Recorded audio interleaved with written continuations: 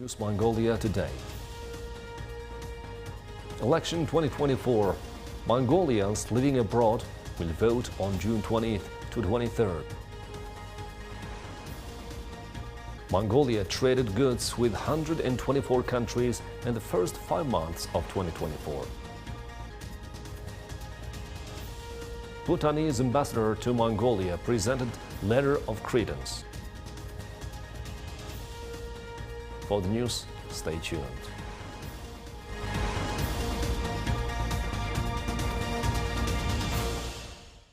June 28th is election day, when Mongolians will choose members of parliament who will lead the country for the next 4 years.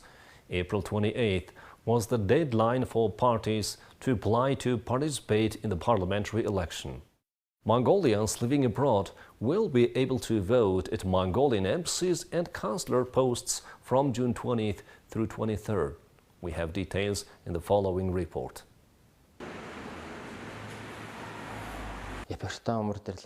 Around 6,000 Mongolian citizens reside in the United Kingdom of Great Britain and Northern Ireland, and around 5,000 reside in Ireland. The online registration system developed by the General Election Commission and the General Authority of State Registration is being used to fully engage overseas voters.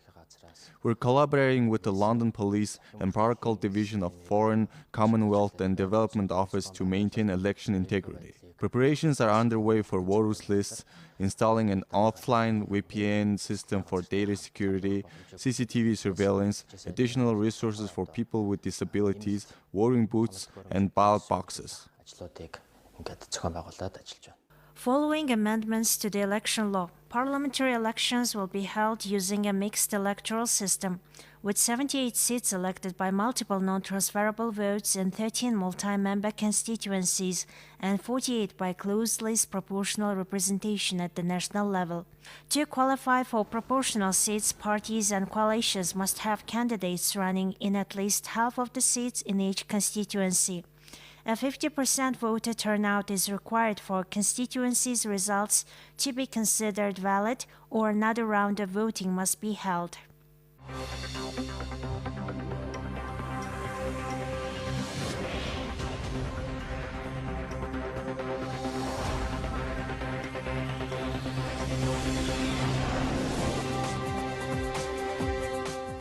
The National Statistics Office of Mongolia introduced the main social and economic indicators for 2024. For the first 5 months of the year, economic turnover increased tenfold compared to the same period of last year. Exports increased by 1.2%, while imports increased by 26.9%. Trade turnover with China during this period accounted for $7.6 billion, or over 70% of Mongolia's total foreign trade turnover. Coal exports increased by 8.6 million tons of coal, amounting to 32.5 million tons. Copper exports increased by 5%, amounting to $55. Ore exports were at $42 million, which is an increase of 21.5%. Gold amounted to $34.5 million. As of May of this year, inflation stands at 5.7%, which is a decrease of 5.6% compared to the same period last year. According to number from the National Statistics Committee of Mongolia, 7.9 million livestock died as of May this year, which has doubled compared to last year. As of May of this year, 2,351 cases of natural disasters were recorded, which is an increase of 20.1% compared to last year. Hazardous phenomena related to water and climate occurred 164 times, geological phenomena 44 times, and the biological 52 times. There were 2,091 cases of hazardous phenomena involving people, and a total of 3,603 people were injured in accidents. In total, the cost of the damage amounted to 22 billion tukruks for the first 5 months of this year. You're watching News Mongolia. Now let's take a look at Mongolia's current affairs. Non-resident Ambassador Extraordinary and Plenipotentiary of the Kingdom of Bhutan to Mongolia, Phitsip Namgyel, presented his letter of credence to President of Mongolia Khurelsukh on June 17, 2024. President Khurelsukh congratulated the Ambassador of Bhutan, also known as the Land of the Thunder Dragon, upon presenting his letter of credence. The President wished the Ambassador success in his new assignment, noting the auspicious timing as it coincides with the Year of the Dragon. The head of state of Mongolia emphasized that even though Mongolia and Bhutan are geographically distant, the two countries have the potential to expand and develop relations and cooperation in all sectors based on common values such as our rich heritage and culture. The newly appointed Bhutanese ambassador expressed his contentment with the honor of being the first ambassador to serve since the establishment of diplomatic relations between the two countries 12 years ago. The ambassador also expressed his commitment to actively work towards intensifying relations and cooperation in various fields such as politics, agriculture, education, culture and health. Mongolia and the Kingdom of Bhutan established diplomatic relations on January 12, 2012. Mongolian civil aviation company Business Airways will operate direct flights on the Ulaanbaatar-Prague route starting from July 10, 2024, with a frequency of twice weekly. The one-way ticket price is set 1.3 million MNT, or around $380, and bookings are officially open.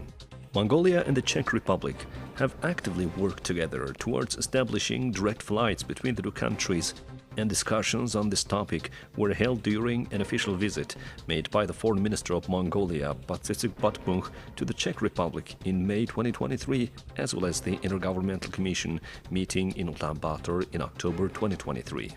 Direct flights on the Ulaanbaatar-Prague-Ulaanbaatar route will enable more than 13,000 Mongolian citizens residing in the Czech Republic, as well as those working and studying in Europe, to save time and money to return home.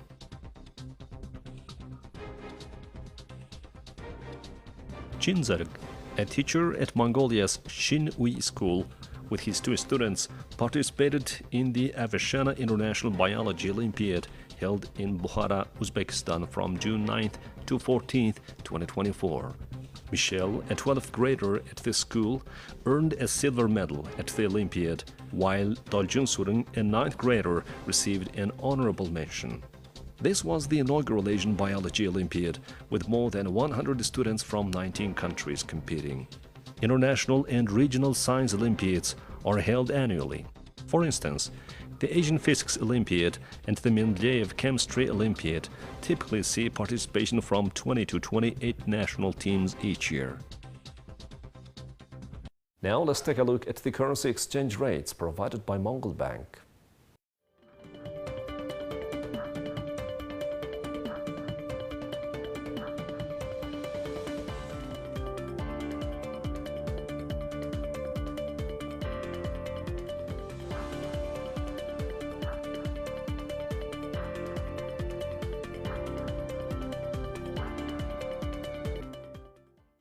Now let's take a look at international news from our partner agencies.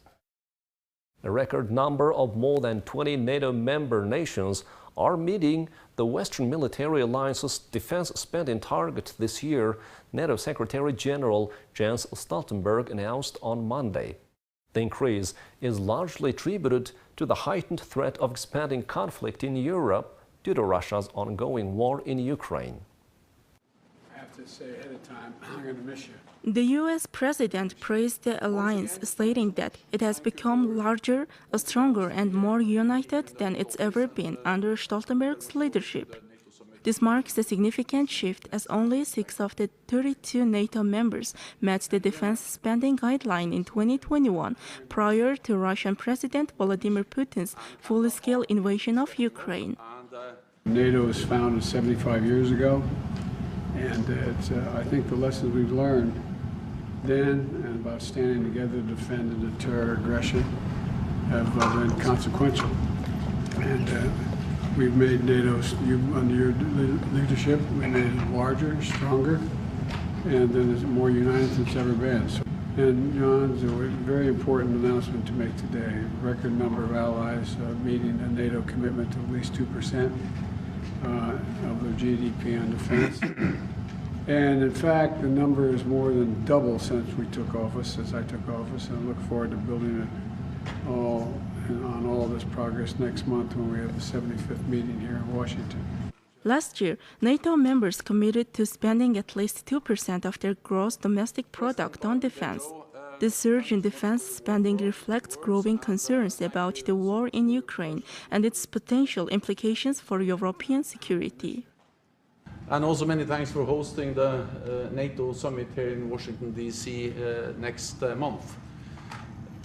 At that summit, we will celebrate the 75th anniversary of the most successful alliance in history, but also make important decisions for the future, not least on the issue and the importance of investing in our security. And today, we are able to publish new figures for defense spending. They show that across Europe and Canada, NATO allies are this year increasing defense spending by 18%. That's the biggest increase in decades. And 23 allies are going to spend 2% of GDP or more on defense this year. That's more than twice as many as 4 years ago, and demonstrates that European allies and Canada are really stepping up and taking their share of the common responsibility to protect all of us in the NATO alliance. I expect that when we meet here next month, we will agree to have a NATO in the lead role in providing security assistance and training, and also that allies will agree to step up financial and military support to Ukraine. This will reduce the burden on the United States and strengthen our support to Ukraine. I think it's important to understand that the stronger our support for Ukraine is, the sooner this war can end, because the sooner President Putin will realize that he cannot wait us out. Stoltenberg's visit is preparing for a crucial NATO summit in Washington next month. Since Russia's invasion of Ukraine 2 years ago, the alliance has strengthened and expanded, with Sweden and Finland joining. The summit will likely focus on how NATO and its members' governments can support Ukraine. Despite resisting Ukrainian President Volodymyr Zelensky's appeals for membership during the ongoing war. And taking their share of the United Nations Agency for Palestinian Refugees has not yet sent aid convoys down a road the Israeli army promised to secure to help with distribution in Gaza's hunger-ravaged south, a UN official told on Monday. The UN official, who spoke on the condition of anonymity because he was not authorized to discuss the matter with the media, said there were persistent concerns with law and order along the road despite Israeli assurances there was safe for trucks to travel down the road. International humanitarian officials have repeatedly said deliveries are impeded by Israeli inspections, ongoing fighting, and desperate residents taking cargo of aid trucks. Israeli ground troops have been operating in the southern city of Rafah since early May. Israel said Sunday that it would observe tactical posts along the road to allow deliveries from Kerem Shalom, a main aid crossing for the south to the city of Khan Yunis that's packed with displaced civilians. As of Sunday, the humanitarian organizations no longer need to coordinate with Israeli forces to move their trucks along the route, said Shimon Friedman, a spokesperson for coordination of government activities in the territories, the Israeli military body in charge of facilitating aid into the territory. Friedman said the military would protect the route so aid convoys could travel safely. An Associated Press reporter stationed on the route saw about 8 trucks traveling down to the road Monday, although it was unclear who they belonged to. Before the Rafah operation, the number of trucks entering the strip south stood in the hundreds.